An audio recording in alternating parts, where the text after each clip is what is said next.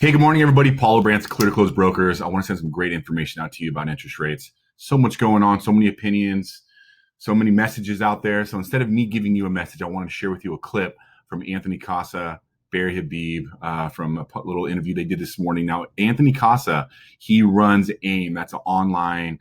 It's like basically where all mortgage brokers go. It's an amazing platform. He's well educated. He dials this in. He's always a step ahead of the game here.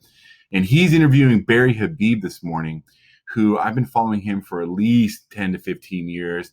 And this guy truly has a crystal ball. I subscribe to him. A lot of my content comes from him. And take a look at what he says about interest rates. And then once he's done with this short clip, we'll talk a little bit about where we think the housing market's going to go. So take a listen here, or have a listen. And one of the things, forgive me, I didn't do is you asked me about what we see rates doing. So the challenge in that is that, you can look at what the market's doing and where rates should be, and then there's where rates are published, right, to the consumer. And under normal circumstances, for a very long time, since we all have been doing this, they have been very intertwined and beautifully connected. But because of capacity issues now and the desire to slow things down, not just for capacity, but because of margin calls and because of EPOs. And even because of all of this, we are seeing a disconnect in what the market says rate. Based upon where the market is right now, 30-year fixed rate should be roughly 2.5% with 0 points. That's where the market is if you look at the charts and if you look at mortgage-backed securities. But because of capacity, because of shelter in place and people working from home, and because it's difficult for appraisers to get into all of the, you guys know the headaches more than I do. Okay, there's lots of disruption in what would normally happen, and then look, you get somebody all the way through the process, and then you send out a BOE, you find out that they're one of the unlucky ones who were let go. That's got to be heartbreaking, obviously, for the consumer, but heartbreaking for you guys who are doing all this work and finally get them to the finish line. So the heartburn and stress that you're under is tremendous. What I'm telling you is that short term, it is very difficult to forecast what a company's response will be to where the market is and what the published rate would be. So that we cannot do, because that'll be a difficult game to handicap, and even within a company that can change rapidly.